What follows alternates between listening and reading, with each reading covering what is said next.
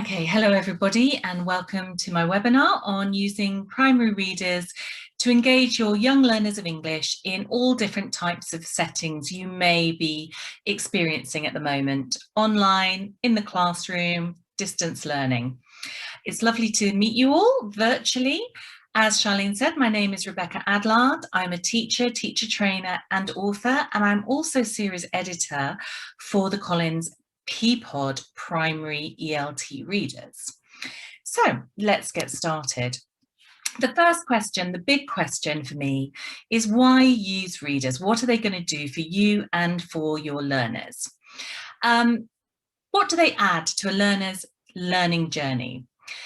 Whether we're looking at teaching in the classroom or at a distance, I think it's true to say that readers are amazing because they're engaging, they're stimulating, and they provide a really rich learning environment for our young learners. It's full of energy, it's full of fun, and it can provide a different focus for learners, especially those learners who are struggling with some sort of distance or blended learning that they're having to do. And one of the reasons is that they're actually enjoyable because they mirror an activity that young learners, young children are likely to do in their own free time. They like stories and books, they would like to read books. So by giving them readers, we are in a way tapping into that intrinsic motivation, giving them a relatively enjoyable task, even if there's the added challenge of doing it in English. And then readers are immersive. So they can almost forget their learning when they're reading because they're totally involved in that book, that story, or that content. And that probably is especially true as they progress with their English ability, and therefore the reading becomes slightly easier, more comfortable for them.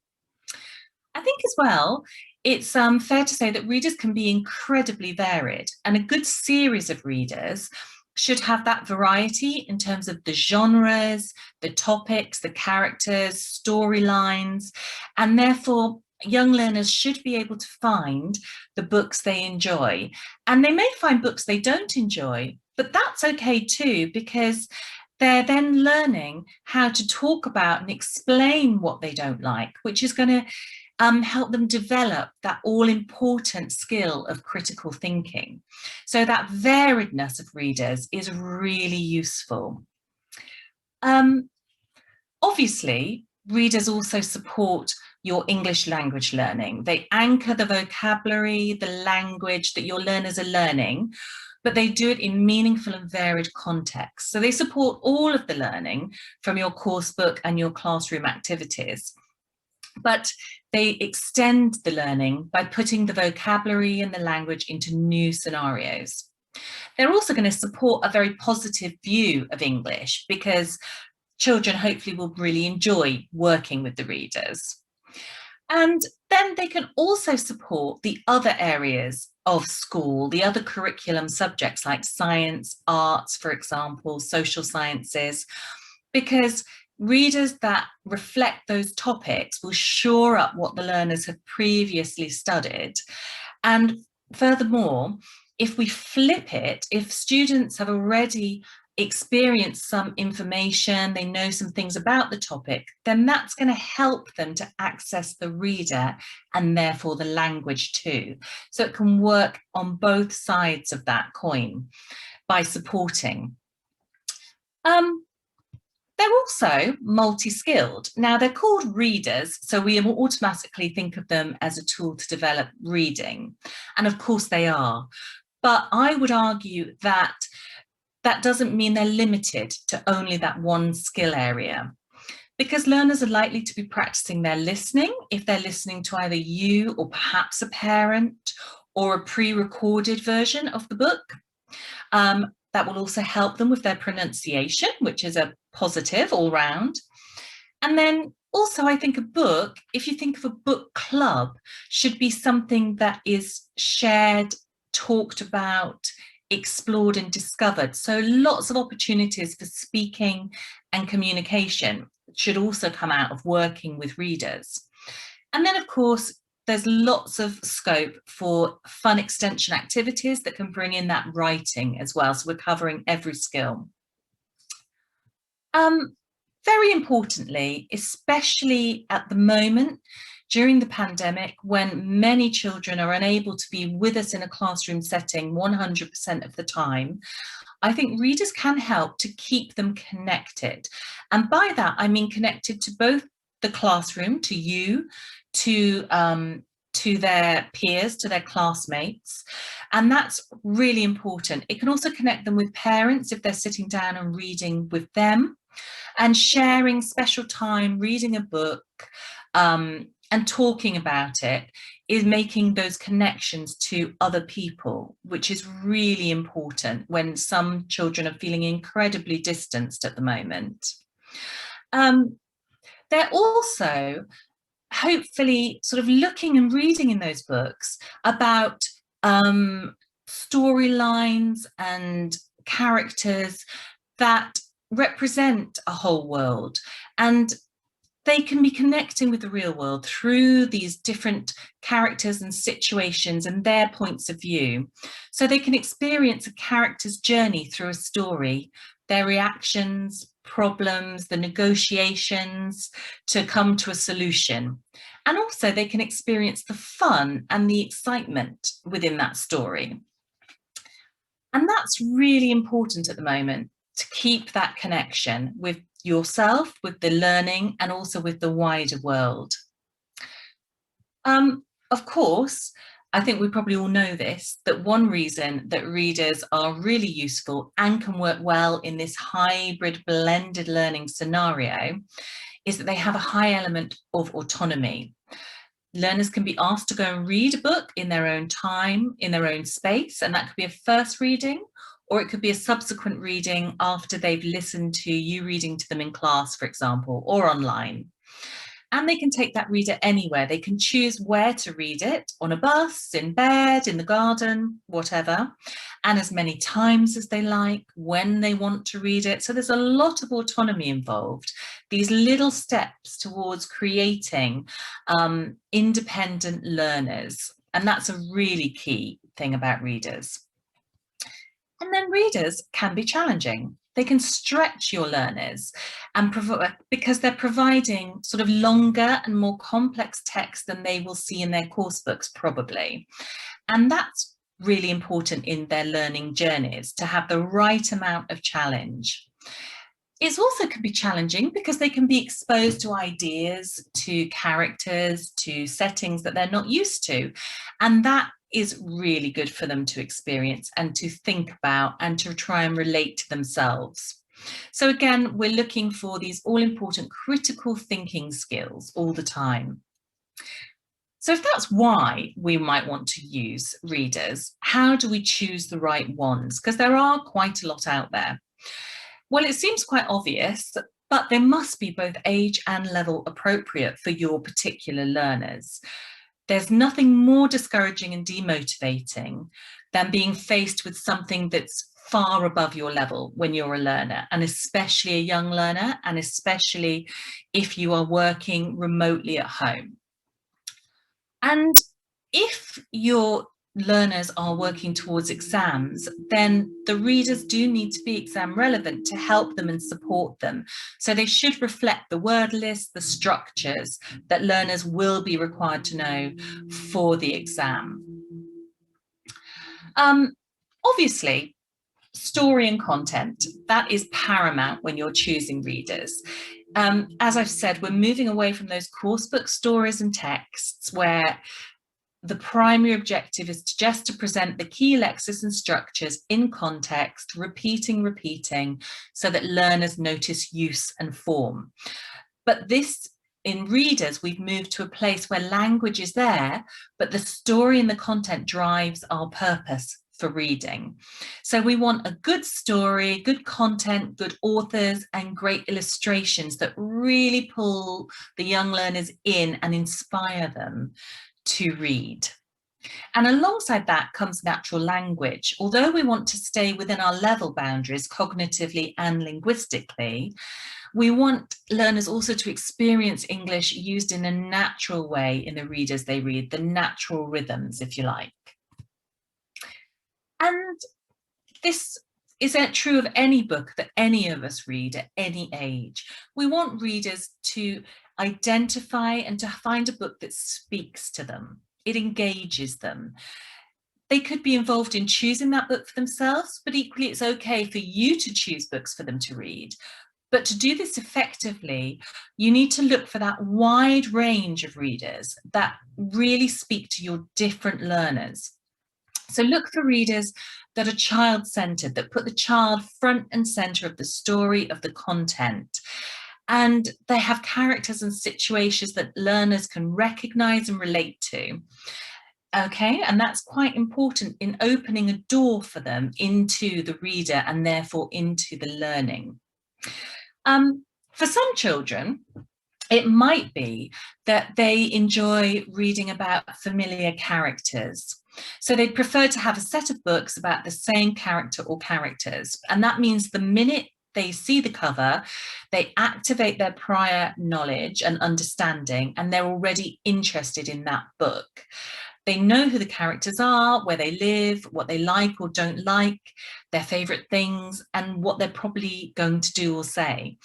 And that familiarity can be really comforting to many young learners, and it can provide a more comfortable reading experience. So already you're halfway there in getting them to want to read. But other children, they might enjoy a bit more of that variety. And so the way to choose books for them might be by thinking about topics that link to their interests and experiences, or other subjects, other lessons they've got at school, for example. Here we've got two books which both are about horses. One is fiction and one is non-fiction. So these would be ideal for children who either maybe horse ride or love animals, or have been studying horses or animals in general in other subject areas. And then the approach. I've talked a little bit about how this is important, the idea of child-centered, the idea of it being an attractive book. Will it engage your readers, your learners, sorry? Will it speak to them and encourage them to read? How are they being drawn into the book? And often you can see this by opening the first couple of pages of a book. And are they engaging? Ask your children, ask your learners, you know, do you like the look of this book? Do you want to read it? What's interesting about it, or why not? And that goes for any fiction or non-fiction book. Here you can see this in this non-fiction book. Maybe you can read, we've got a question, why can't I swing like a monkey? And this is a book all about monkeys and what they can do and where they live. And the idea being that there's a question that a learner might think, might wonder themselves, that they find interesting, engaging, and they might want to find out the answer to, and they've got to read the book to do that. So we're hooking them in and drawing them in.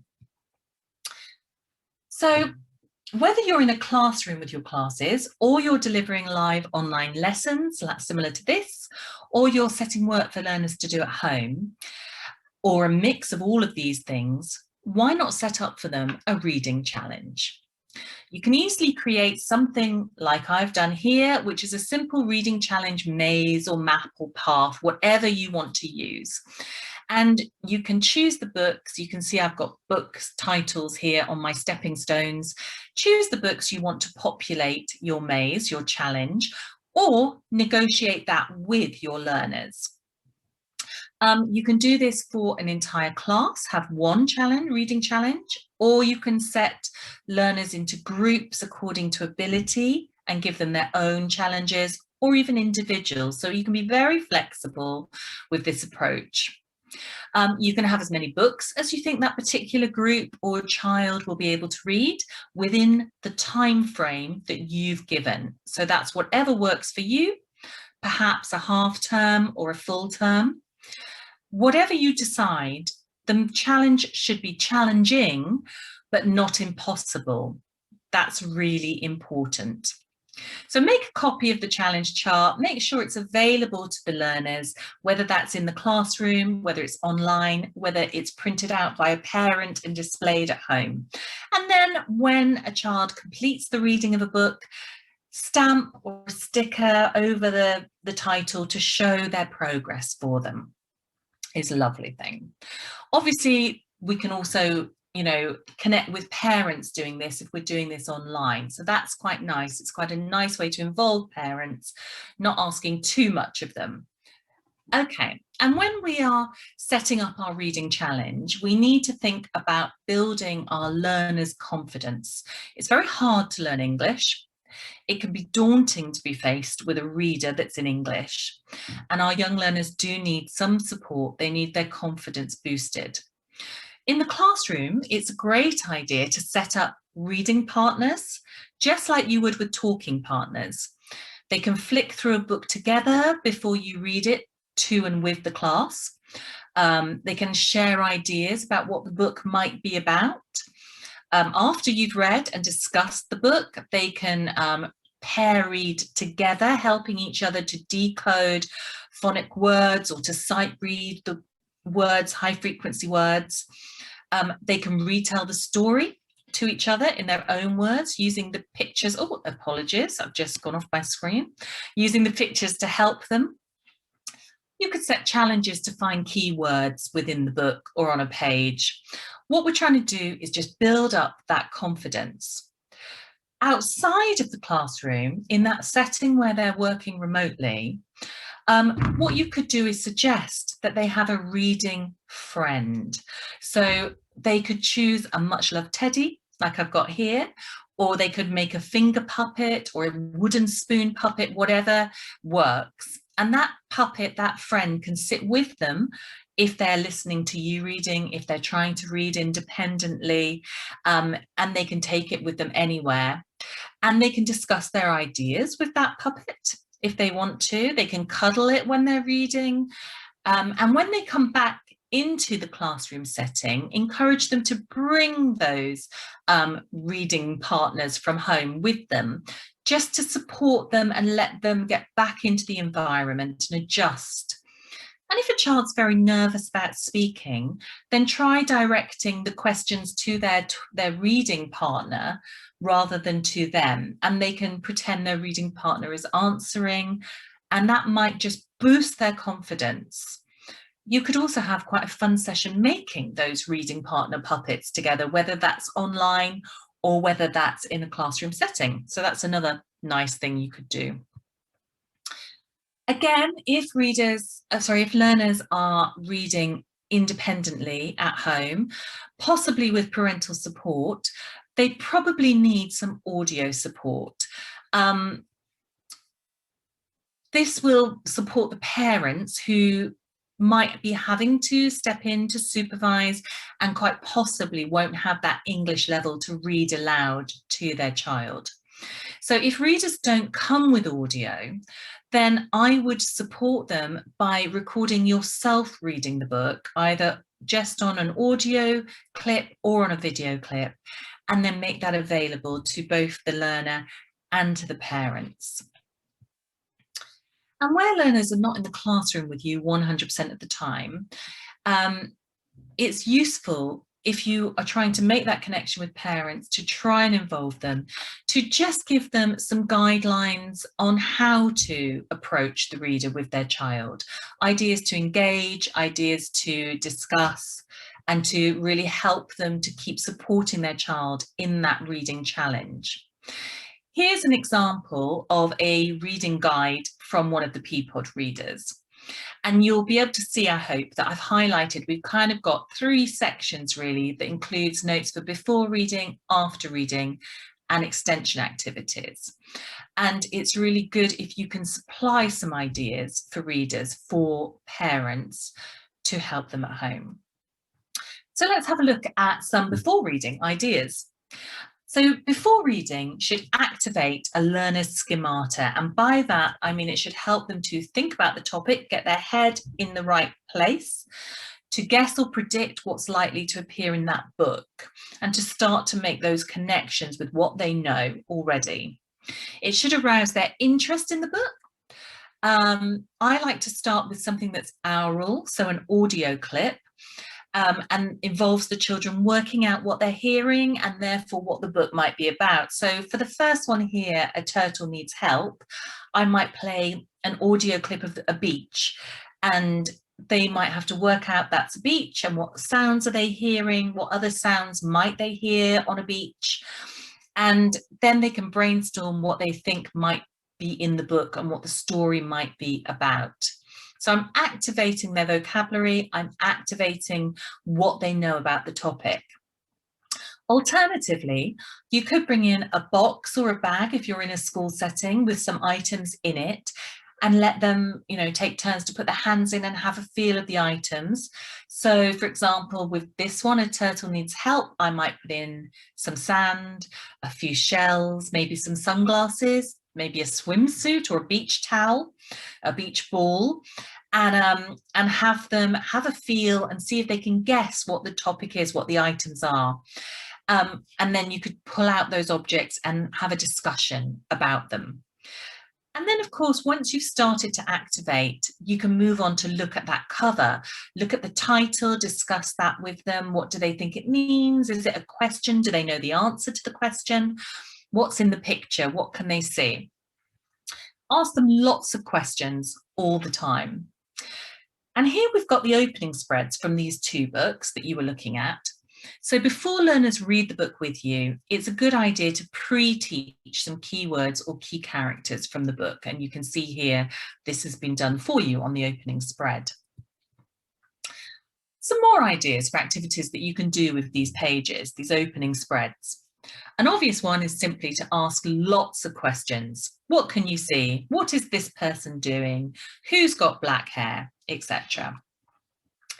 You could also play a chain game. So in the picture, I can see a monkey.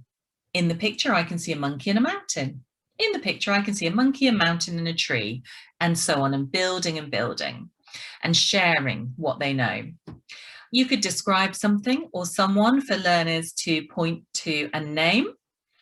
You could ask learners to work individually or in pairs to list the words on the page in alphabetical order. So you get a nice bit of dictionary skills work in there as well. Or to race to find those items that you're pre-teaching within the book. So looking at the rest of the pages, can you find them all for me? And that could be the word written or the picture. True or false statements. Alex's hair is red. False. Alex's hair is black. Okay. They could ask you questions. What's this called? Or can you see a? Or where do you think this is? Etc. And then, really important, just ask for their opinions. What do you think? What can you see? Does this look like anything you have? Is it like where we live? Are they wearing the same clothes? What's the differences? What are the similarities? And then link that to prediction. What do you expect to read in this book? And if possible, make a note of those predictions and come back to them in the after reading. If the book you're using has a picture dictionary or glossary, which are normally at the back of the book, you can use these to activate schemata too. So you can just use them to see if they can help learners predict what the story or the content is going to be about. And here's another idea just to get learners really thinking. Take the first page of your story or your non-fiction book, cover up the text, then ask learners to use the pictures to guess what's happening or what information they're going to read about on these pages, or what a character or characters are saying. And that's a really good way to get them into the story or the book, because then they want to know if they're right by reading. So lots of ideas for before reading. Let's move on to after reading. How can you fully utilize the content in some quick activities? Well, here you can see we've got four images that have come from the book about monkeys. So you can take these and you could describe one for learners to just choose which one you're describing. You could use phrases or sentences from the book, or your own. You can focus on the language you want your learners to be practicing at this point. So that's quite key, to choose your images quite carefully. You could put learners into groups and have them act out one of these images or a page, a scene from the book. And then other groups could guess which one they're acting out. Alternatively, those other groups could actually add on a voiceover, a narration to what they're watching. So really getting a lot of language in there. Focus on keywords and get your learners to devise a poem or a chant, and then they could perform it to the rest of the class, and that's really lovely to do.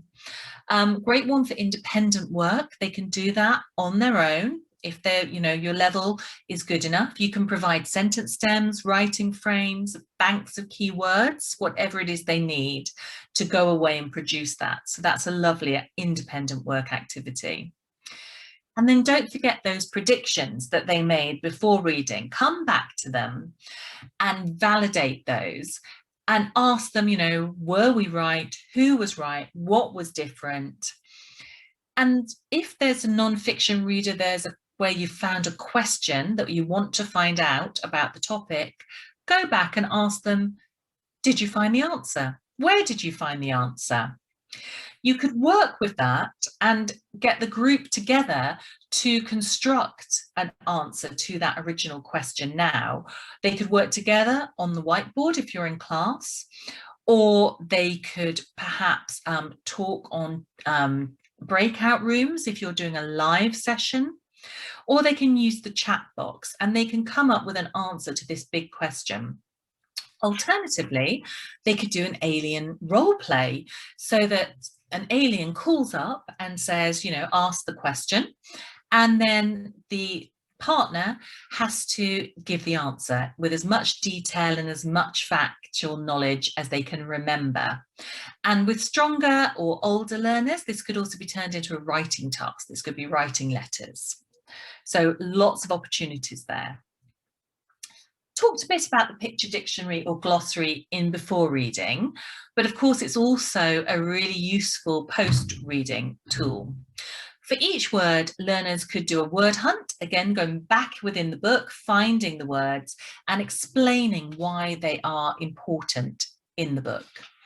You could play bingo with them. That works incredibly well if you are distance learning. They've got their own copy of the book and they can cover those. You can say the words and they can take off their bits of paper and shout bingo or write bingo in the chat. So that's really nice.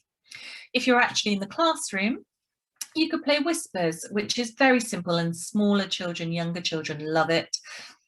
Whisper one of the words to a learner near you and they pass on the whisper until you get right to the end, and then the final child says what the word is and you can see if it was the same word and what's happened to the pronunciation as they've gone round. You could also do a picture dictionary with these words. You could, for example, here say, draw a turtle on a beach, or draw a green turtle on a beach. Draw two bottles in the sea, etc. And just test how well they've understood, and really sort of assimilate that vocabulary for them. Okay. So what else can you do after reading? Let's come back to the idea of using readers to practice the 4 skills. Here we've got an example from the Peapod readers of an after reading, listening and speaking practice. Now this is based on an image from the reader, so you could easily choose an image yourself. And this activity aligns to the starters and movers speaking exams. You can see there's a script that it can be read aloud by you or by a parent, or you can have the pre-recorded version that comes with this. Now, the script is a series of questions relating to this picture. So if you're using readers without this script, you could just write a script yourself, a few questions.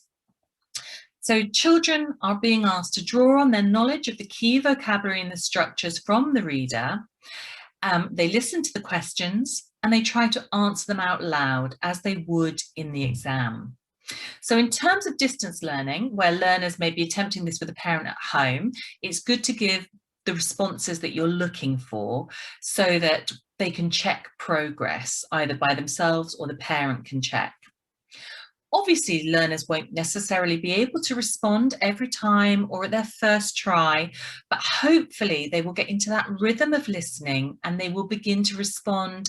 And one-word responses or sort of physical gestures, yes or no, or numbers, will extend into longer verbal answers. An activity like this can also help the parents see the validity of the reading challenge and why we're using readers.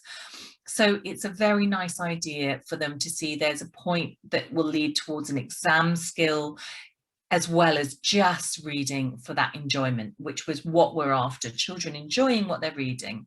But we can maximise our tools and use readers to really push them to be exam ready as well. There's one more example here, which just shows you within the script that the questions are for a slightly higher level student, and they have gone from those simple closed questions with yes, no answers or 1, 2, 3 answers to more open-ended questions where children are being asked to give a more developed response, including personal facts and opinions as they are asked in those starter and mover exams. Okay, I'd like to briefly come back to that idea of readers as a vehicle for connection. And I'd like you again to think of the reading challenge as a bit of a book club. So a space where we read a book together and we share our ideas. Conversations about each reader can be really important for consolidating and clarifying story and content, and in validating the effort that's involved for our young learners in actually reading the book. So if learners are in the blended or distance learning settings, provide key questions or plenary style activities that parents could do with their child at home. Just to review the book, some simple questions about what happened, what they learnt, but also more complex questions about how do you think that character felt? Do you think it was a good idea, a good solution? If parents cannot work in English with their children, it's fine to do this in their first language. It's not a problem. The most important thing is that they are being asked to think and respond to what they've read, that they read in English, remember. And of course, if they can do it in English, that's amazing, because any plenary work is giving them another opportunity to practice those speaking skills, that communication. But the most important thing is that reflection and that critical thinking. If you're in a scenario where you are working virtually with a class, so maybe like this, or even you've recorded your lesson for them to watch, you may be thinking, I can't ask questions, they can't or won't respond. I think it is still valid to ask those questions and simply ask them, leave a pause for students to think about what they might say if they were with you, and then give your own personal opinion or response to that question. And you are still asking them to think and asking them to reflect, and there's a value in that. And again, you know, if you need to use their first language, then I think that's fine. So readers can give us a way to talk about some of those more sensitive issues and challenges that children face as well. They can look for opportunities in each reader to explore issues such as how to be a good friend, how to deal with anger, what makes us happy, things like this. And then also look for those opportunities within the content of the book to extend the learning with fun extension activities that may cross curricular. Here we've got an example of a science experiment, a photography mini project, and an creative writing task, all of them coming from the content, the storylines in the books. And a nice and motivating way to present these, if you're working at distance with the learners, is do the activity yourself, and then if it's an experiment, video it, otherwise take photos, put it on a PDF, and then upload it so they can watch, they can look at what you've done, and invite them to do their own version. And hopefully they will upload their work for you, and you can make a gallery, whether that's online or physical, and respond to them, maybe personally saying, oh my gosh, that's amazing, you did so well, and really keep that connection, really validate their work. Okay, so lots of ideas there, I hope, lots of support for parents and children. But if you do have learners that can't be in the classroom with you, one of the most important things really is that connection that I keep mentioning. Young learners, they need to see you, they need to know you're there, they need to hear your voice. So if possible, it's good to get yourself in their home learning setting. So what I've done is I've played around and produced a little video, and this uses two different platforms, Zoom and Loom. And I think it's a really nice way to get yourself connected with them into that classroom, even if you can't do live lessons with them. And I'm going to ask Charlene just to play you some of it. Thank you, Charlene. Okay, so what I've done here is I have created a loom. Now, this is something you may or may not be familiar with, and it's just another tool that we have that we can use to try and make those connections with our learners when we're not able to be in the classroom with them. So I thought I'd have a play around and see what we could do to bring the readers alive and to replicate that classroom sort of dynamic a little bit with all the parameters that we have with online and distance learning. And as a parent, when my children were in lockdown quite recently, I found these Loom videos really, really helpful when teachers would do them, because the children felt that they were actually with the teacher, actually being taught, and that was really positive for them. So this is what I've played around with. What I've done, first of all, is I've just used Zoom, other platforms are available, to create a video of me reading aloud one of the stories like you might in the classroom. So looking at the cover of the book, taking time to talk them through it, having a look at the different pages and reading the story. Obviously, you can use Zoom to do this live or other platforms, but this is a recorded one. So this means that there's some autonomy. Parents can sit down and use it with their children when it's appropriate. Children can watch it again and again. And yeah, so it's quite a nice tool just to have them seeing you reading to them in English. So I'm going to play you just a little bit of that to start off with. Okay, so today I'm going to read on my sofa, and I'm not alone. I've actually got, you might be able to see, I've got my cat who is going to sit and listen with me. And the story that we're going to read today is called Climb to the Sky. So I hope you've got your book with you. If you have a look, follow along as we're reading. But let's have a look first of all then at the book. Let's bring it a little bit closer. There. So Climb to the Sky. Now, as you can see, it can be a little bit clunky. So you're having to move the screen a little bit, you're sort of trying to read the page while you're looking at it, and you'll see in a minute when I'm trying to do my lefts and rights, it gets a little bit confusing when I'm trying to point. But equally, what you are providing is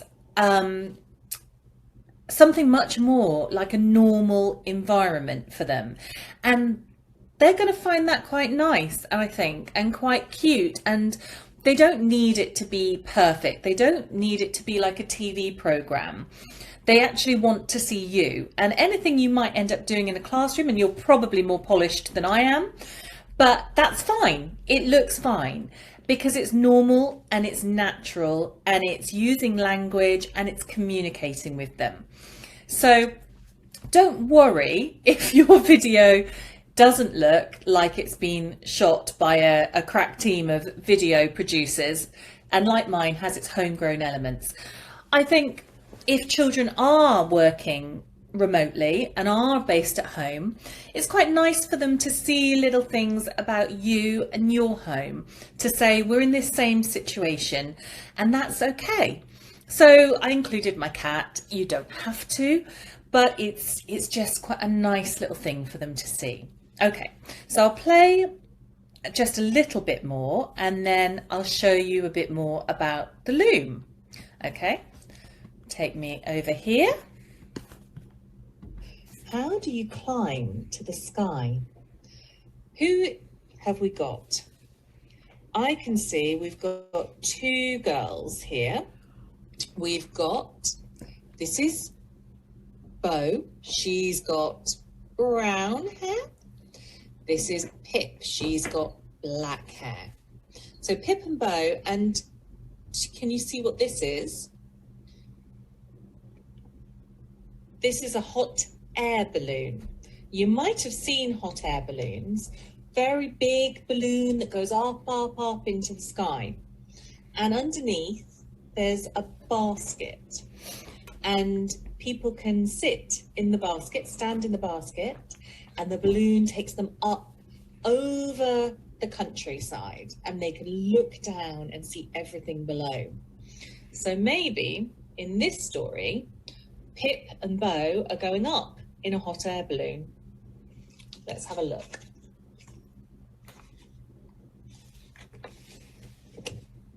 Okay. So what's in this story? Okay, so on this page, I've got the option of, I've recorded myself reading aloud these words and putting in some sound effects, you know, sheep there and a lion that children can join in with me and they can copy. Or I can use Loom to help me with this. Sorry, you can see a cursor on my head. So Loom is another free platform and it allows me to put myself here in a bubble.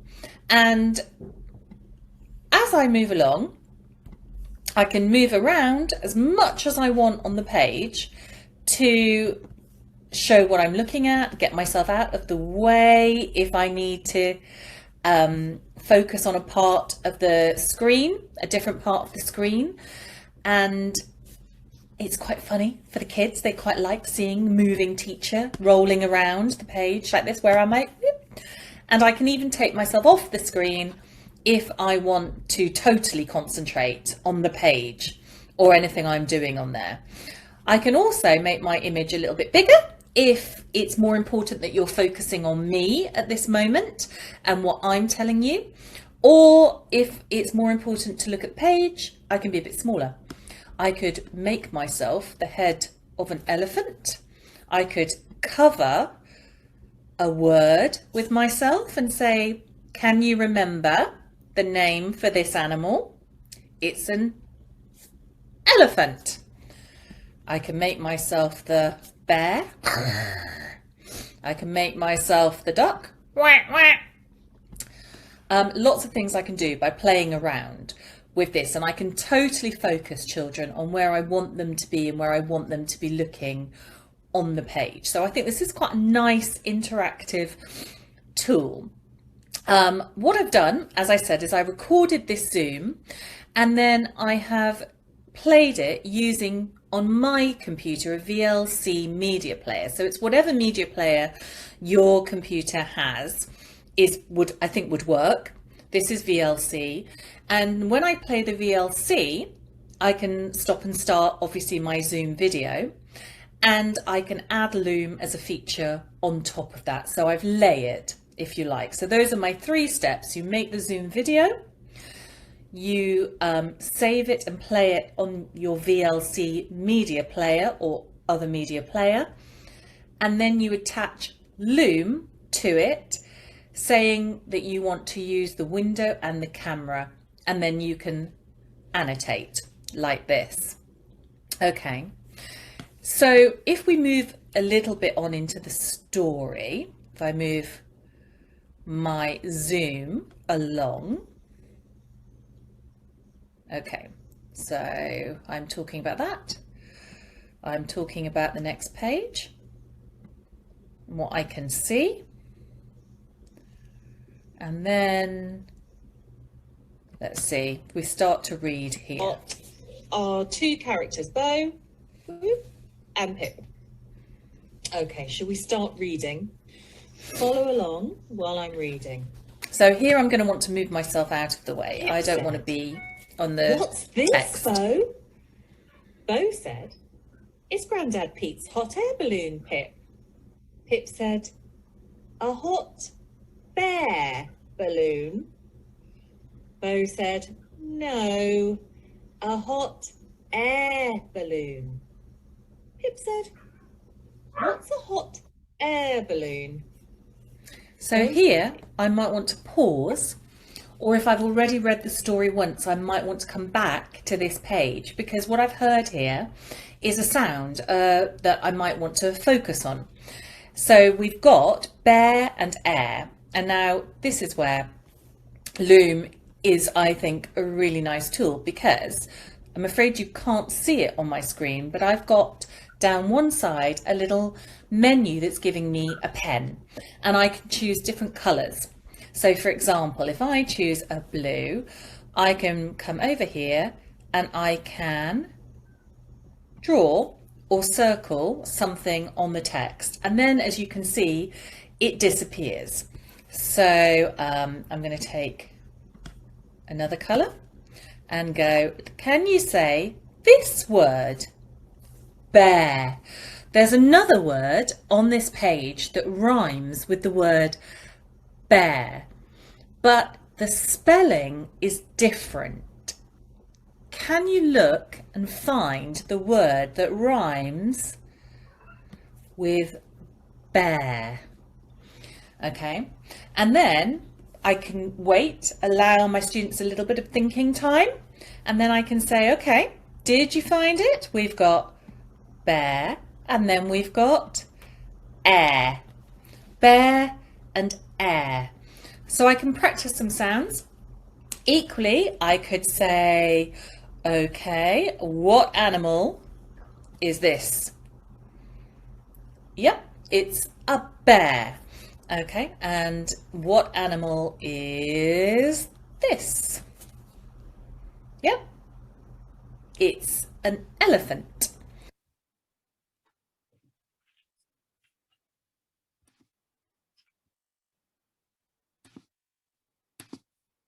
Okay, thank you, Charlene. Hopefully I'm back with you.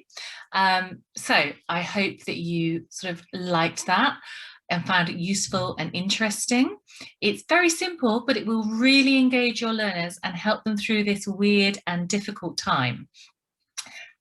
There's loads of tutorials online if you want to look more into doing the loom on the Zooms. Don't worry about the quality, you just have to be natural. So let's move on to the third thing here on my online learning strategy, which is Kahoot, which many of you probably do know, and other platforms are available.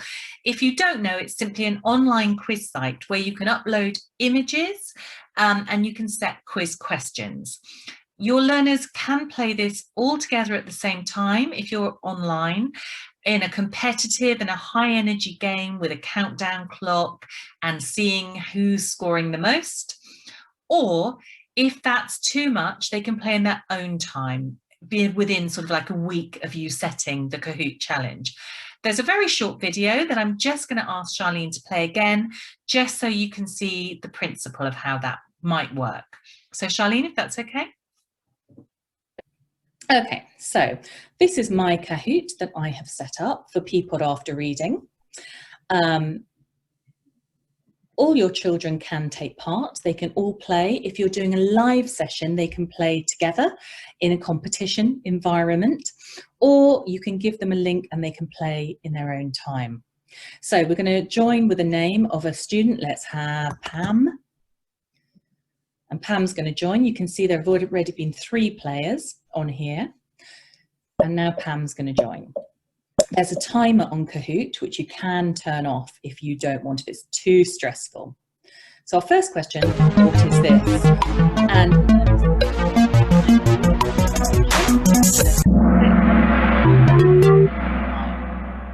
And they get points depending how quickly they clicked on the correct answer. And here we can see that Pam's doing very well, and she's second only to Bex up there. Okay, I just need to move myself to do the next one. So again, what bird is this? They get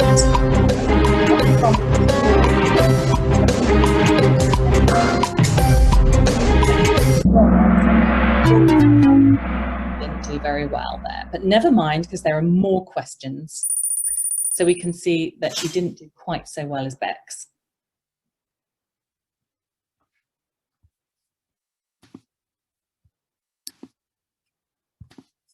Okay. Thank you, Charlene. So that's just a little look at Kahoot and some of the quiz questions, task types you could do. And the idea being just to get them together, to play with what they've been looking at, and to get the group working as a class. So what else do we need to do after reading on our reading challenge? I think we need to validate the reading. I've set you this challenge, you've done lots of lovely activities, we've talked about it. Now tell me about your reading. So a reading journal is a really good idea, excuse me, and it can be done in the classroom, it can be done as home learning. You can have as many columns as you want on your reading journal, whatever's appropriate for your class, whatever you find interesting. These are just some ideas. Obviously, it will depend on the age and the abilities of your learners or your groups of learners. If you are doing this part as home learning, then it's very nice to get a parent signature. The child has done that effort they've put in. And it helps to connect you with the parents too, which is really important, especially at the moment. I think one important column that I haven't put on here is a comment column from you. So you might want a final column that says my comment or teacher's comment. And so for every time the child finishes one of the books on their challenge, they try and fill in a row for that book. They send it to you either because you're in the classroom, or they can ask a parent to email it, or if you're using Teams, they can upload.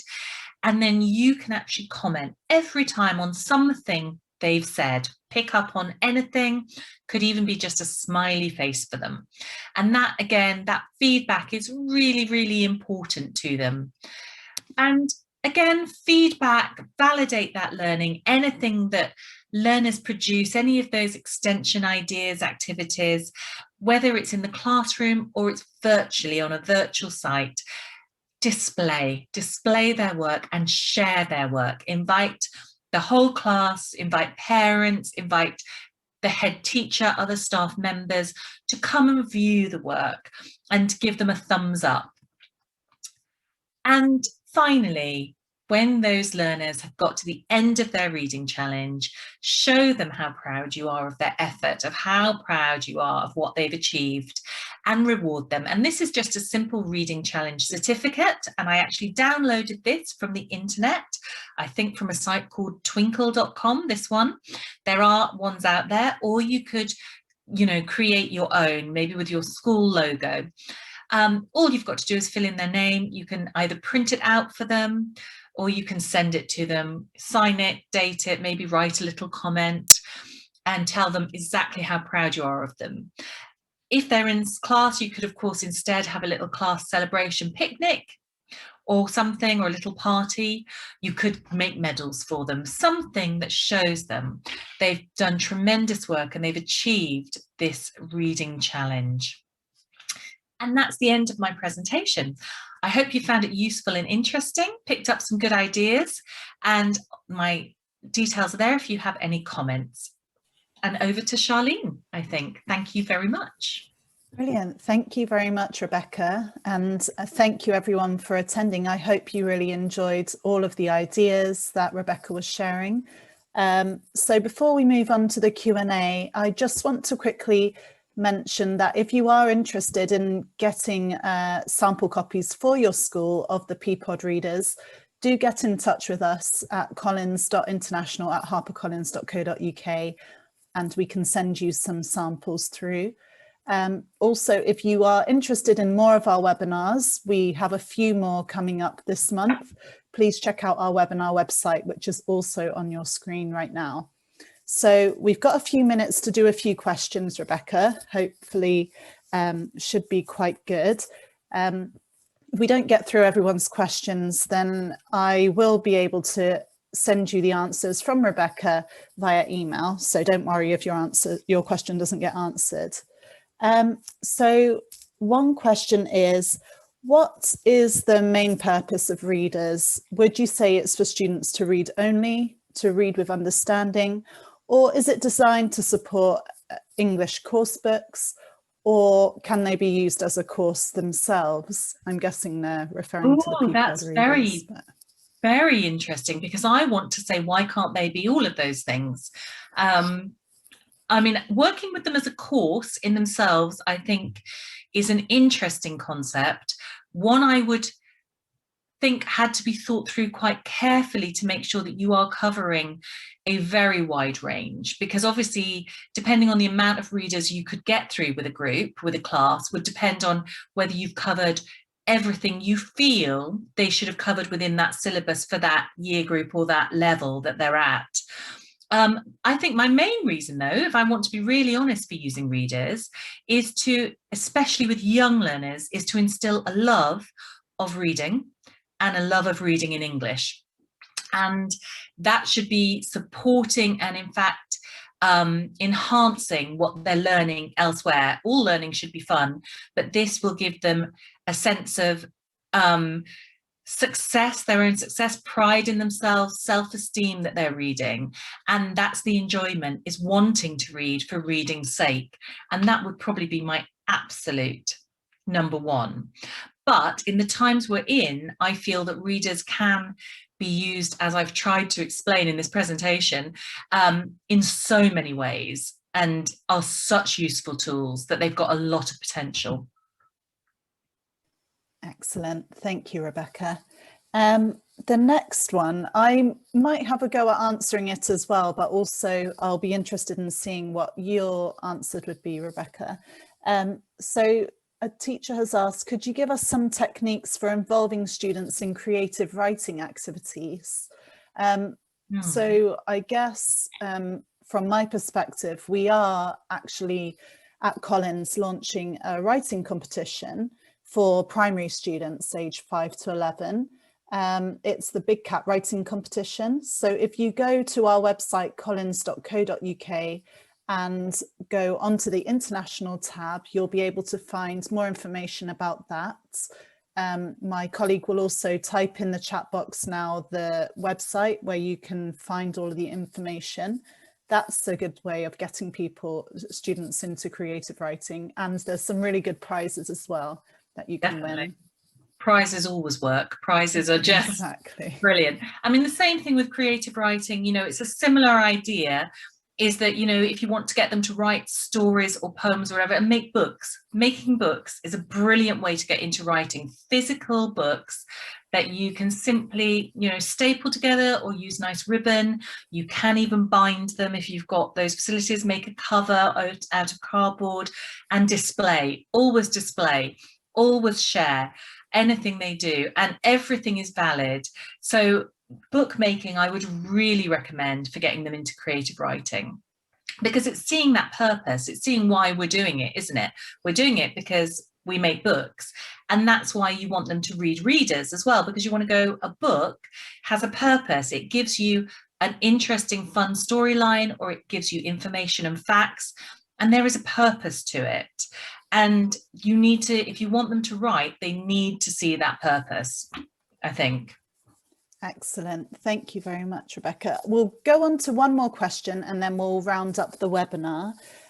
There was one concern from a teacher. He said, I like your suggestion of using a reading partner in form of a puppet or a stuffed toy as listeners, but do you think that this could also make students feel more alienated than before from the rest of the world, especially when they're already suffering from this due to the pandemic? Oh, that's a very, very, very good question. And I think the real answer is it probably depends on that learner, on that child. And that's a hard one to call, isn't it? I think the idea is that there can be a loneliness attached to what's going on at the moment. And I think finding comfort where you find comfort is, for anyone of any age, what you have to do. So I think my suggestion really is that to help that child not feel so alone or so, on their own, is find something that helps them. And I think children in general, often when they, I don't know, my children definitely, when they would cuddle down at night and read a book in bed, would always be cuddling something. If it was either a cuddly toy or it would be a pet, the poor cat or the dog. And I think it's that idea of building support, building familiarity, building comfort into it so that they don't feel so alone, so that they do feel that, I mean, maybe this works much better for your very young learners rather than maybe your sort of upper end primary. I would admit to that, I think. But I think it's a case of just trying to keep them feeling that it's an enjoyable moment, that they're not all alone, if that makes sense. Yeah, that does make sense. So thank you so much. Sorry if we didn't get to answer your questions, but we will send you some answers through via email. And also do keep an eye out for the webinar recording, which will come around to you in a few days, along with a certificate if you require one. So thank you so much. Have a lovely rest of your day, and stay safe, everyone. Thank you. Bye. Thank you. Bye.